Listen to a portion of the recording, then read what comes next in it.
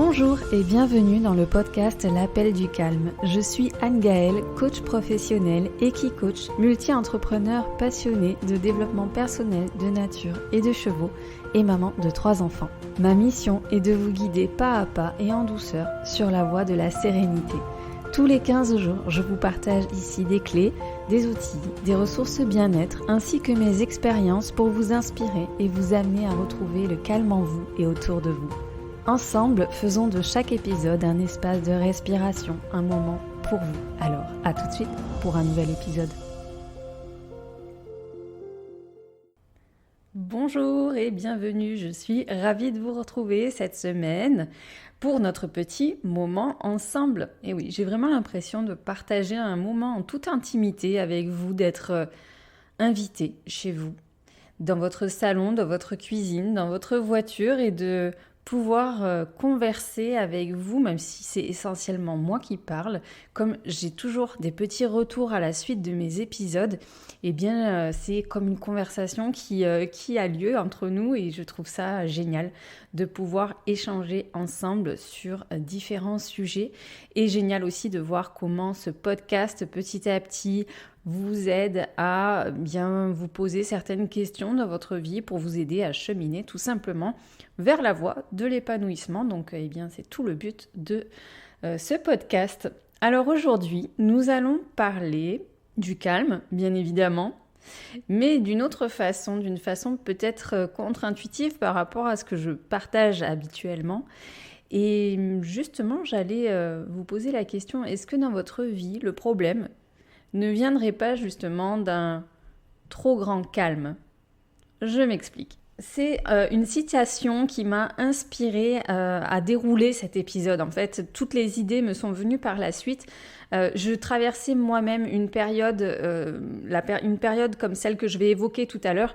Et du coup, j'étais profondément inspirée à vous partager ça parce que concrètement, oui, il y a certaines périodes de nos vies où notre vie est comme très chargée, très remplie par un tas de choses et pourtant, on y ressent comme un sentiment d'ennui. Alors, on voudrait du temps pour soi, on voudrait avoir le temps de souffler, de se poser. Et en même temps, eh bien, quand on en a la possibilité, c'est comme si ça ne suffisait plus à nous régénérer, à nous éveiller, à nous donner ce quelque chose de vibrant, d'exaltant au quotidien. Il y a une forme d'ennui qui s'installe et notre vie nous semble alors tout à fait fade, plate, morne. Bref, c'est un peu trop calme en vérité dans nos vies. Mais ça, c'est tellement contre-intuitif parce qu'on se sent évidemment surchargé, on court partout, on a plein de choses à faire, plein de responsabilités, etc. Du coup, on ne pense pas vraiment à cette idée-là que peut-être que justement les choses sont trop calmes dans nos vies. Alors, la citation qui m'a inspirée, c'est celle de Paulo Coelho. C'est la suivante: si vous pensez que l'aventure est dangereuse, essayez la routine, elle est mortelle. Ça me parle tellement parce que moi j'aime la nouveauté, j'aime avoir du piquant, j'aime découvrir de nouvelles choses, j'aime être surprise, je suis toujours en quête d'aller découvrir de nouvelles choses, d'explorer de nouveaux domaines, des paysages, etc. Et en même temps, je m'aperçois que je me suis pas mal encroûtée ces derniers temps dans une routine qui à la fois était sécurisante, cadrante, parce que, avec la vie de famille, c'est pas mal d'avoir des habitudes, des horaires, des choses assez cadrées pour aider aussi les enfants à évoluer dans un cadre assez sécurisant. En même temps, j'ai trouvé ça pesant. Alors, je me suis dit, finalement, quel est l'équilibre entre cette recherche de calme dont on a besoin pour se ressourcer et en même temps cette recherche de nouveauté, d'exaltation. Et de là, m'a inspiré évidemment cet épisode. Parce que oui, la routine s'est installée dans ma vie comme elle a pu s'installer dans vos vies si vous m'écoutez et que vous êtes dans une vie familiale, une vie couple depuis un certain temps. Il est fort probable que la routine se soit installée également. Et notre vie, bien qu'elle soit réglée comme du papier à musique, bien que parfois, oui, il nous faille jongler avec l'imprévu, il manque de place à l'amusement dans cette vie-là. Il manque de la place pour la joie. Il manque de la place pour la spontanéité. Il manque même de la place pour vous, pour prendre du temps pour vous, pour vos loisirs, vos projets. Et il manque aussi parfois de la place pour le divertissement en couple, pour le divertissement en famille, pour le divertissement avec ses amis. On se rend compte que le quotidien est tellement là, tellement présent, un peu enclenché, comme sur des rails qui nous emmènent toujours vers devant, qui nous poussent vers cette énergie en avant, que parfois on n'a même pas le temps en fait finalement d'échanger à propos de cette sensation de calme. On n'a pas le temps d'échanger avec son conjoint, on n'a pas le temps d'échanger peut-être avec ses amis ou avec sa famille. Et parfois nous-mêmes, on prend pas le temps en fait de se poser, de se dire mais qu'est-ce qui cloche en fait ? Quel est ce sentiment étrange que je ressens d'insatisfaction dans mon quotidien ? Je sais que ça me pèse, moi, d'avoir ce sentiment d'être tout le temps oppressée par le temps, de manquer de temps, ou d'être stressée, angoissée, d'éprouver de l'anxiété à cause de cette vie qui est très chargée en responsabilités, en contraintes, en obligations. Le week-end, on est content d'être en week-end, et puis en fin de compte, arrive le dimanche soir et on a un peu le blues, on se dit mince, c'est passé trop vite, c'était pas suffisant. Voilà, ce constat-là, en fait. Et en même temps, on en voudrait plus, et en même temps, on en voudrait moins. C'est-à-dire qu'on en voudrait plus, on voudrait plus de temps pour soi, plus de temps libre, plus de temps pour profiter. Et en même temps, quand on en a l'opportunité, on a tendance à choisir la voie de la facilité et à répéter des habitudes, des choses que l'on a l'habitude de faire, parce que ça nous demande presque plus d'effort en fait de le faire. C'est un automatisme et donc on n'a pas à réfléchir, on n'a pas à s'organiser, on sait comment ça se passe, on y va. Et un petit peu comme la suite de notre quotidien, même pour les temps de loisirs, même pour les temps de repos, finalement on se cale dans un modèle, on s'imprime dans des routines, des habitudes, et c'est comme ça que notre quotidien en fait dessine cette espèce de ligne plate, morne, dont on peut avoir l'impression, je dis pas que c'est le cas de tout le monde. Encore une fois, dans ce podcast, je ne parle que de ma vision, d'une vision que je partage aussi à la suite des échanges que je peux avoir avec mes clientes et bien sûr à la suite des échanges que je peux avoir aussi avec toutes les rencontres que je fais dans mon cercle familial, professionnel, amical, etc. Mais encore une fois, c'est pas la vision globale, générale, vraie pour tout le monde. Il y a bien sûr des exceptions. Peut-être que vous n'allez pas vous retrouver dans cet épisode, c'est tout à fait OK pour moi. Simplement, vous éveillez à l'idée que ça pourrait peut-être arriver si c'est pas encore arrivé pour vous. On peut faire ce constat de se dire, là je sens que je suis pas dans la même énergie que d'habitude, je me sens perdue, j'ai envie de changement mais je sais pas ce que je veux changer, je sais pas quoi faire, j'ai une sensation d'ennui, je me sens un peu étriquée dans mon quotidien et je sais pas comment faire pour changer ça. Et en plus, très souvent, donc ce que je disais tout à l'heure, c'est que ça va demander un effort d'aller réfléchir sur ça, d'opérer des micro-changements ou des grands changements, et du coup, on a tendance à se replier vers la facilité, parce qu'on est fatigué, parce que c'est légitime, on a déjà un quotidien bien rempli, et en fait, finalement, on se dit, je vais pas me rajouter des contraintes en plus. Donc, on va opter facilement pour les soirées pyjama canapé, mettre la télé en fond sonore, prendre la tablette sur les genoux, le smartphone dans les mains et passer nos soirées comme ça. On peut ritualiser ainsi nos samedis, nos dimanches avec le programme traditionnel. Les courses, on conduit les enfants à leurs activités ou à des anniversaires. On organise peut-être parfois des apéritifs ou des dîners avec des amis. Nous sommes invités, nous y allons le dimanche, un petit tour au marché, la midi, le déjeuner chez la belle famille par exemple, et la petite balade qui va bien pour digérer et rentrer tranquillement pépère le dimanche soir. Grosso modo, ça pourrait ressembler à ça très souvent. Alors, il n'y a rien de mal à ça, bien entendu. C'est même des moments tout à fait agréables, des moments conviviaux, nécessaires, etc.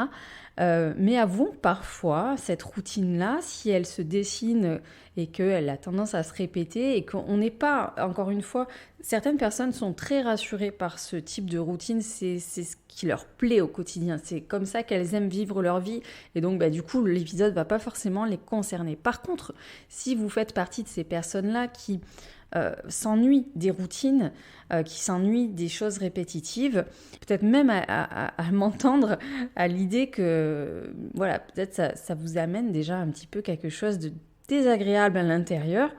Un truc, ouais, ça colle pas avec ce que j'imaginais de ma vie en fait. Et parfois, cette routine-là, je le disais, elle peut même s'inscrire du coup dans les relations les plus intimes. Et ça veut dire que, en couple, on va sombrer dans des rituels ou des routines intimes.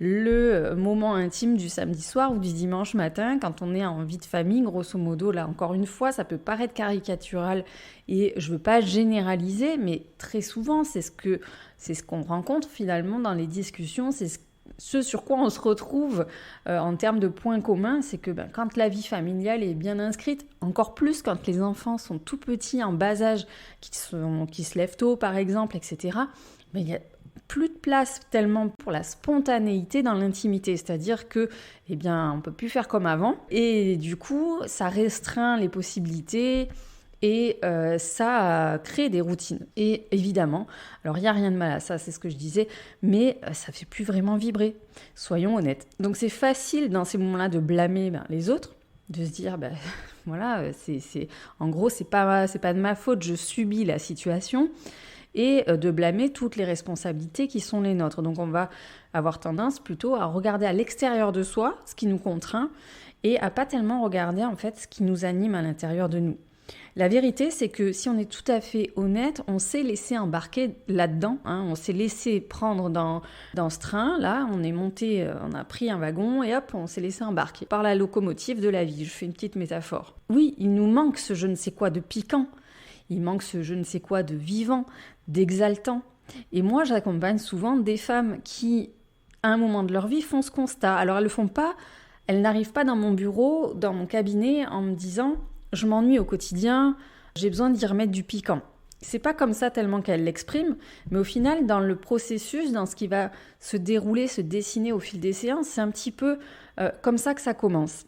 Alors évidemment, là je parle des femmes parce que j'accompagne principalement des femmes et c'est évidemment des problématiques qui touchent aussi les hommes, qu'ils soient en couple ou en papa solo ou célibataire même, ça peut arriver. Donc j'exclus pas du tout les hommes de cette problématique, simplement moi je relate encore une fois ce que je connais et les expériences en tout cas que je peux vous relater suite aux échanges que j'ai.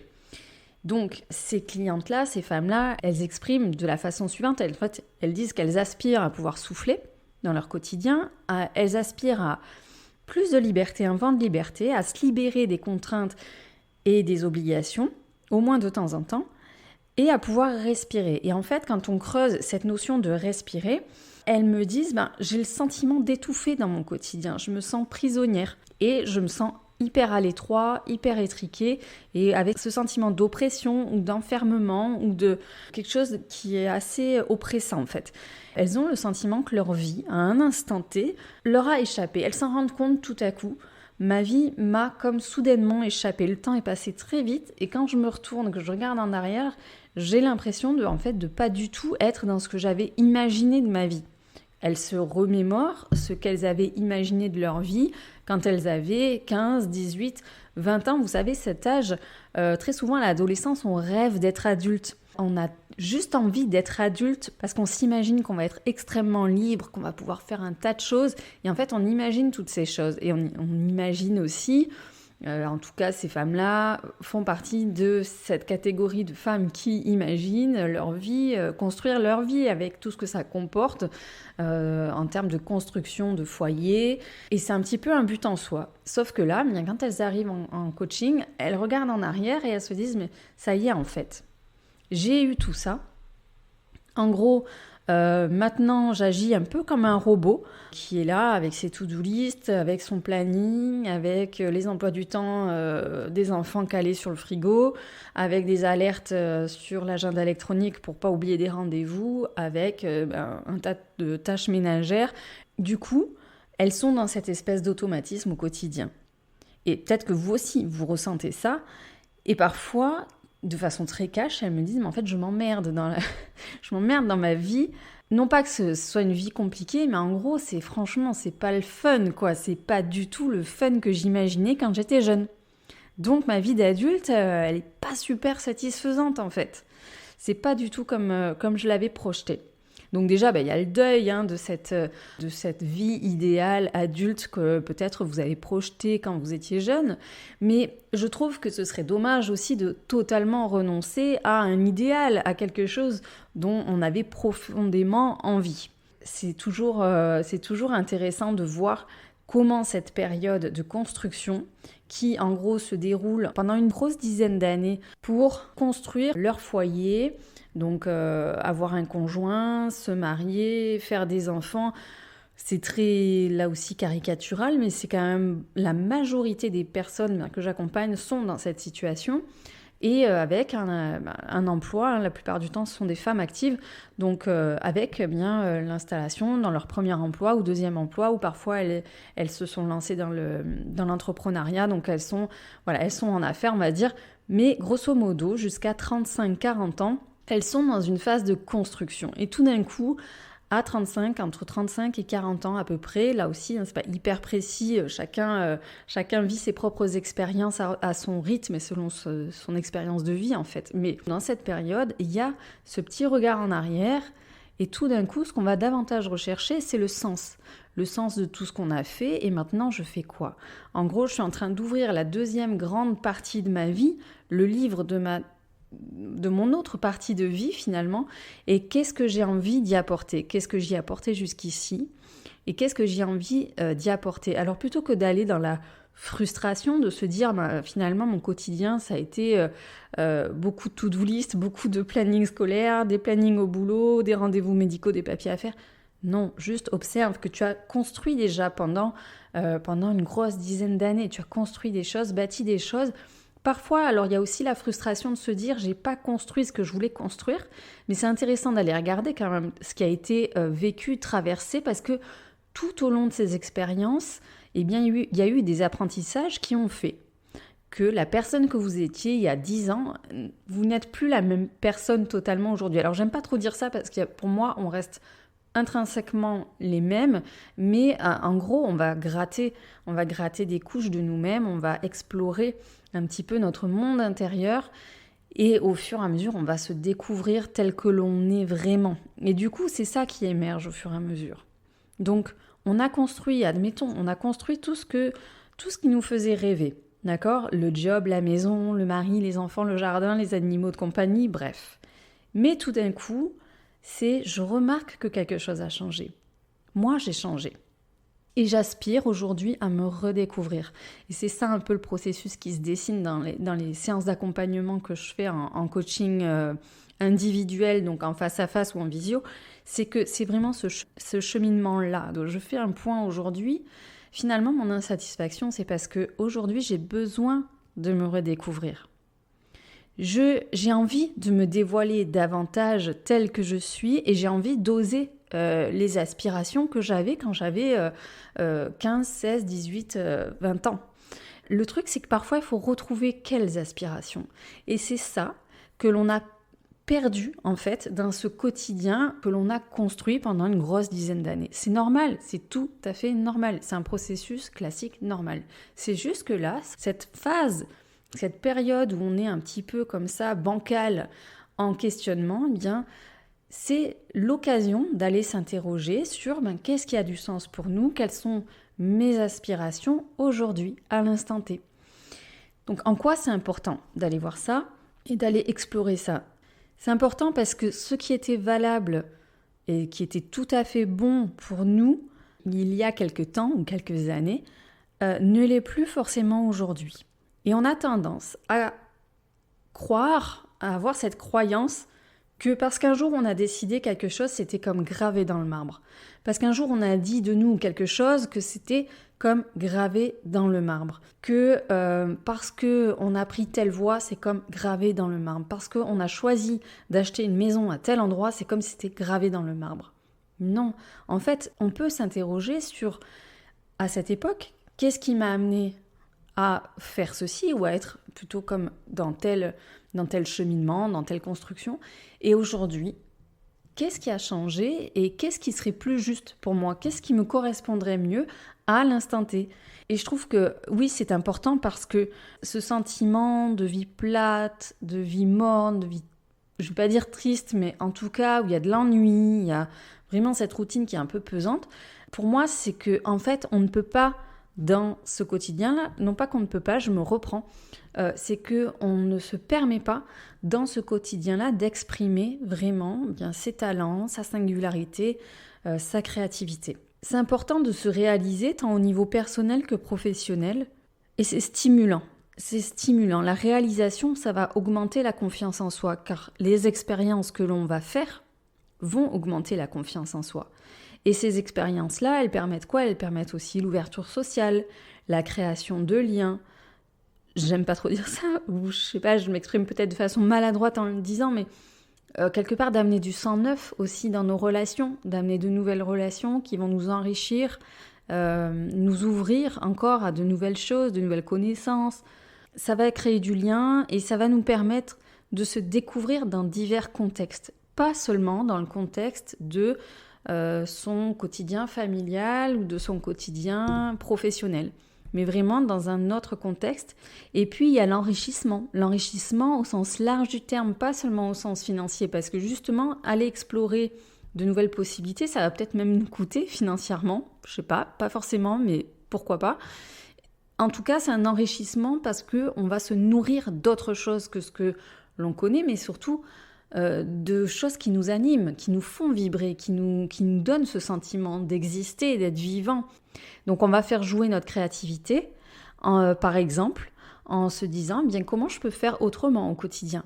Ok, je m'ennuie, ok, c'est plat, ok, machin.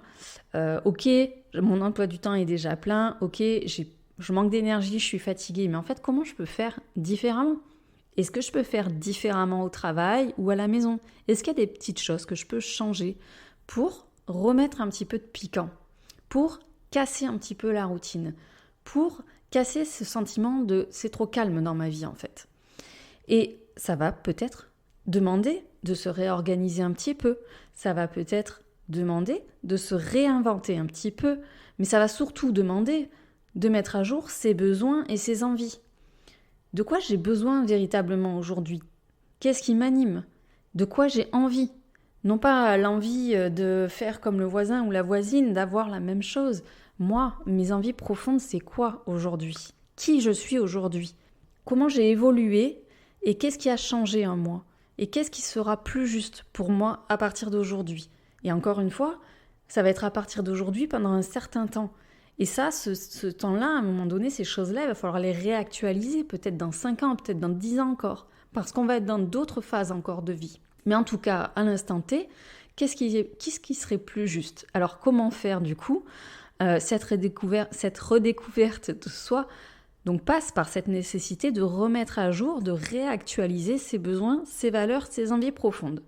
Et bien souvent, quand c'est trop calme dans nos vies, quand on a ce sentiment d'ennui, de routine dans laquelle on s'encroute en gros, eh bien c'est non pas dans un sens d'occupation, mais c'est vraiment dans le sens de l'exaltation que nous avons oublié. Nous avons oublié d'injecter du plaisir dans notre quotidien. On ne s'autorise pas, on ne se permet pas le plaisir. Alors il y a les petits plaisirs, ceux du quotidien, ceux qu'on oublie parfois de savourer, ceux qu'on ne prend pas le temps de regarder, les petits plaisirs qu'on zappe rapidement parce qu'on est la tête dans le guidon, le nez dans le guidon et qu'on oublie juste de temps en temps de prendre une respiration, de lever son nez, d'observer, de s'émerveiller, de contempler, d'apprécier, de savourer ces petits plaisirs auxquels on a accès, qui sont des opportunités pour nous, et se dire aussi, à partir de maintenant, je m'autorise moi aussi à me faire plaisir.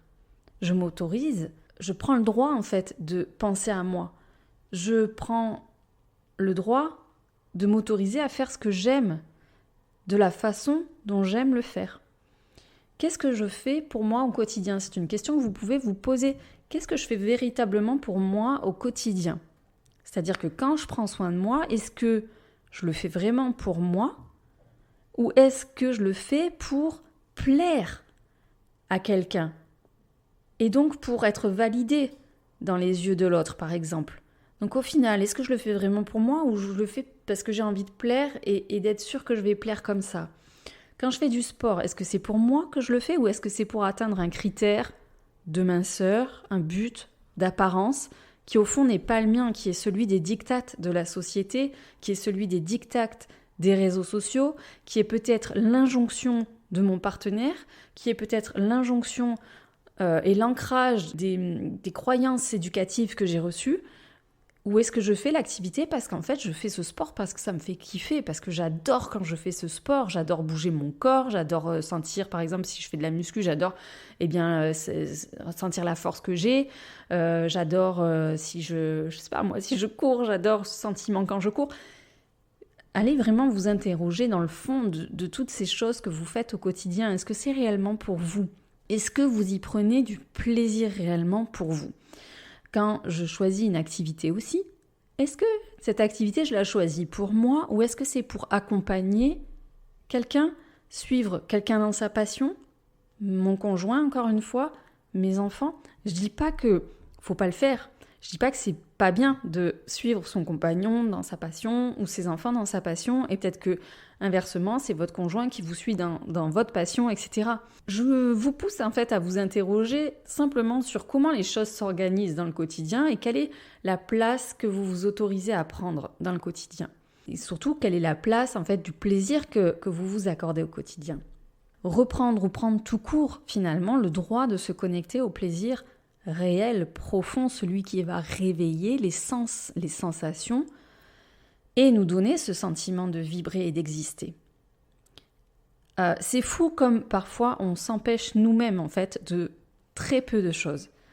Il manque des fois pas grand-chose et pourtant on s'en empêche, on se dit que ça va être compliqué, que ça va nous demander de l'énergie, etc. Et on se l'autorise pas, mais très souvent c'est nous qui sommes responsables de ça. On n'a personne à blâmer si on est tout à fait honnête envers soi.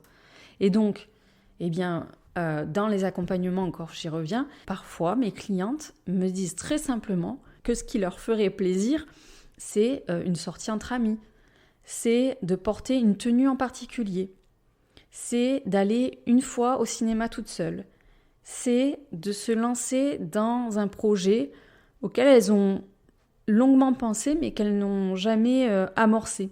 C'est de se lancer un défi sportif. Tout d'un coup, elles perçoivent que ça tient à assez peu de choses finalement de remettre du piquant dans la routine, dans le quotidien et de briser la routine. C'est aussi valable en couple. Qu'est-ce qui fait que on s'oblige quelque part à suivre certaines habitudes et à pas en sortir? C'est qu'on manque les occasions de dialoguer par rapport à ce que l'un et l'autre nous voudrions, par rapport à nos besoins respectifs, nos envies respectives. C'est bien de se mettre à jour soi-même et c'est bien aussi d'aller interroger son partenaire ou son conjoint sur ce qui l'anime aujourd'hui, qu'est-ce qui lui ferait plaisir vraiment, de quoi la personne aurait envie aussi.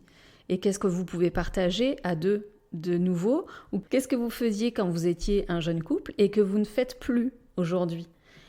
Ah, mais c'est vrai qu'on avait pour habitude quand même de faire des soirées, d'organiser des soirées, d'inviter des amis. Ça fait tellement longtemps qu'on n'a pas réuni des amis. Ou je sais pas, on adorait aller au concert. Eh bien, on ne va plus depuis très longtemps, on n'a pas vu de concert ensemble. Ah ben tiens, ici, de temps en temps, on s'octroyait un petit week-end, une petite escapade à l'hôtel, etc. Si je parle pas de ça avec mon conjoint, avec mon partenaire, avec la personne avec qui je vis, comment je peux deviner en fait ce qui l'anime aussi? Et comment elle peut deviner de quoi j'ai envie? Du coup, cette mise à jour permet de se redécouvrir l'un l'autre aussi, d'amener de la nouveauté, encore une fois, au sein du couple, au sein de la famille, parce que parfois ce sont des projets de famille qui vont être réenclenchés comme ça. Parfois, on a aussi tendance à s'auto-saboter dans la réalisation de ces choses-là, dans la réalisation de sa vie, tout simplement, comme on l'a rêvé, parce qu'on a tendance à attendre le bon moment pour changer. On a tendance à se dire que on changera ou on injectera cette nouveauté-là quand ça se sera un petit peu calmé dans le quotidien en termes de responsabilité ou d'obligation.